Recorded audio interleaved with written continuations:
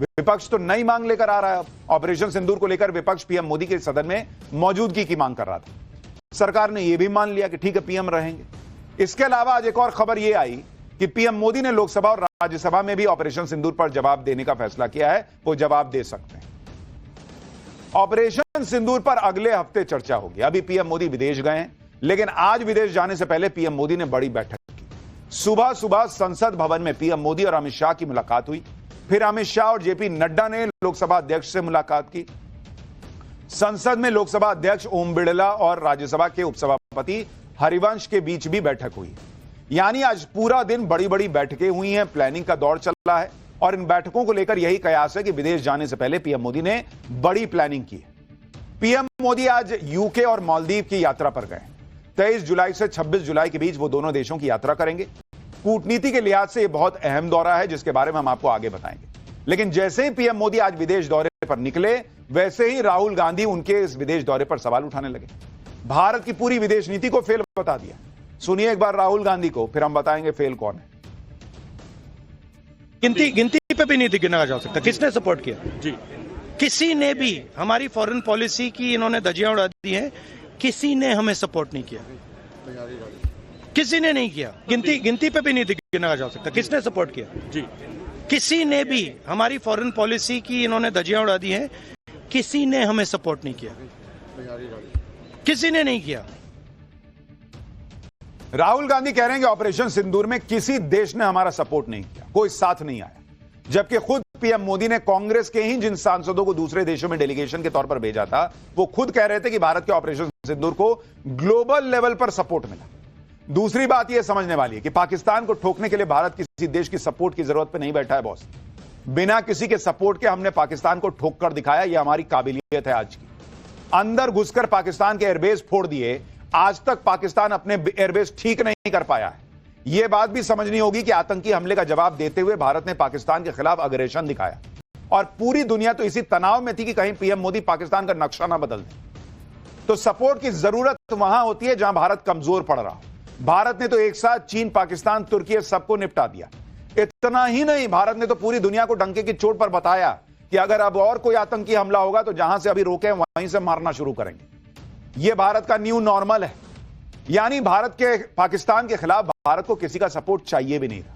और दूसरी बात कि पाकिस्तान की इतनी धुलाई हुई, दुनिया के बड़े बड़े देश चुपचाप सब देखते रहे। दुनिया की बाकी बड़ी ताकतों को इस युद्ध से दूर रहना ही भारत की बड़ी जीत है बॉस।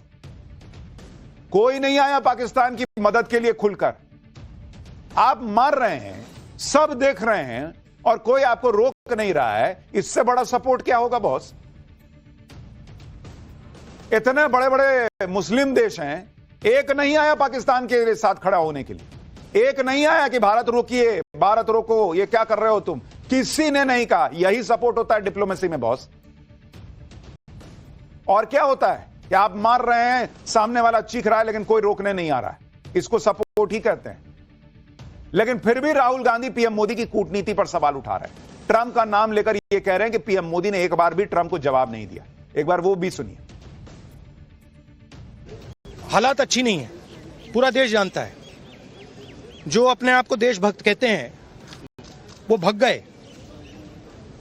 राइट? प्राइम मिनिस्टर एक स्टेटमेंट नहीं दे पा रहे हैं। ट्रंप ने कितनी बार बोला है? 25 बार बोला है। ट्रंप ने 25 बार बोला है कि मैंने सीज फायर करवाया। ट्रंप कौन होता है सीज फायर कराने का? उसका काम थोड़ी है। मगर प्रधानमंत्री ने एक बार जवाब नहीं दिया। राहुल गांधी कह रहे हैं कि ट्रंप ने 25 बार सीज फायर पर बयान दिया, लेकिन पीएम मोदी ने एक बार भी जवाब नहीं दिया। राहुल गांधी की यह बात भी फैक्चुअली गलत है, क्योंकि पीएम मोदी ने खुद फोन पर ट्रंप से कहा था कि भारत और पाकिस्तान के बीच सीज फायर दोनों सेनाओं के बीच हुआ था और उसमें किसी तीसरे पक्ष की कोई भूमिका नहीं थी। पीएम मोदी ने साफ कहा था कि भारत और पाकिस्तान के सीज फायर की बातचीत के दौरान कहीं भी किसी भी स्टेज पर ट्रेड डील की कोई बात नहीं आई थी, जैसा ट्रंप बार बार दावा कर रहे हैं। तो पीएम मोदी ने तो ट्रंप के मुंह पर उन्हें जवाब दे दिया। इससे ज्यादा बड़ी बात और क्या हो सकती है बॉस? इसके अलावा विदेश मंत्रालय कई बार अलग अलग मंच से ट्रंप के दावों को खारिज कर चुका है। इतना ही नहीं, नरेंद्र मोदी और ट्रंप की जो फोन पर बातचीत हुई उसका बकायदा स्टेटमेंट विदेश मंत्रालय ने जारी किया कि नरेंद्र मोदी ने ये बात ट्रंप को कही। क्या अमेरिका के विदेश मंत्रालय ने उसको डिनाई किया कि नहीं, नरेंद्र मोदी ने ऐसा कुछ नहीं कहा? लेकिन राहुल गांधी को नहीं सुनना है तो नहीं सुने, देश सुन रहा है बॉस कि नरेंद्र मोदी ने ट्रंप के मुंह पे बताया कि किसी और से बात नहीं हुई थी। इस बातचीत के बावजूद, इतना सब कुछ होने के बावजूद राहुल गांधी नरेंद्र सरेंडर का माहौल बनाने में जुटे। अब राहुल गांधी ने ऑपरेशन सिंदूर की सफलता पर भी सवाल उठा दिए, कह रहे हैं कि दाल में कुछ काला है। एक बार वो भी सुनिए इनका बयान। आप कह रहे हो कि ऑपरेशन सिंदूर ऑनगोइंग है और फिर आप कह रहे हो विक्ट्री हो गई, या विक्ट्री हो गई या सिंदूर ऑनगोइंग है।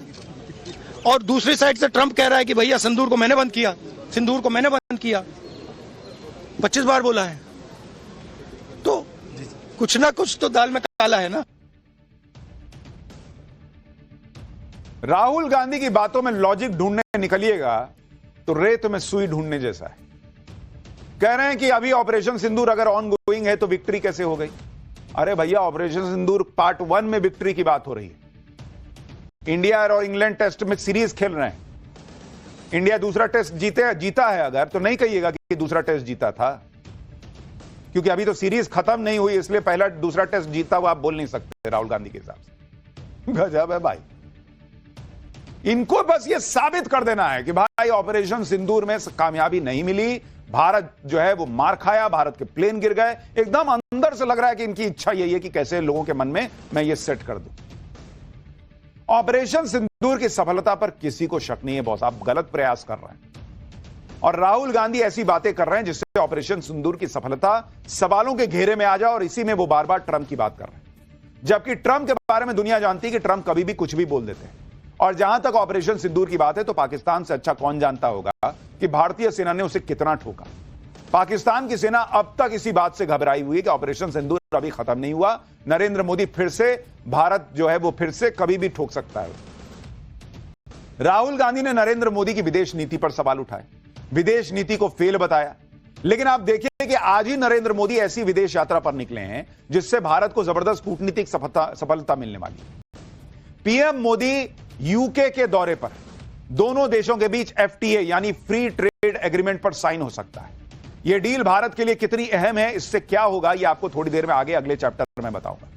पीएम मोदी यूके के बाद मालदीव जाएंगे। मालदीव वो देश है जहां चीन समर्थक माने जाने वाले राष्ट्रपति मोहम्मद मोइजू हैं। साल 2023 में मोइजू ने भारत और मोदी के खिलाफ कैंपेन चलाकर चुनाव जीता था। आज वही मोइजू मालदीव के स्वतंत्रता दिवस पर चीन को नहीं, भारत के प्रधानमंत्री को चीफ गेस्ट बुला रहा है।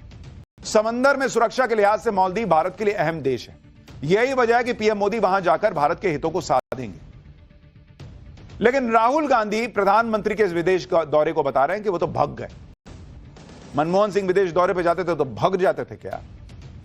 लेकिन यहां तो खुद को विदेश नीति का एक्सपर्ट बताने वाले इंडी गठबंधन के नेताओं को लगता है कि पीएम मोदी पर्सनल काम से जैसे घूमने गए, या फिर ऑपरेशन सिंदूर की बहस से बचने के लिए चले गए।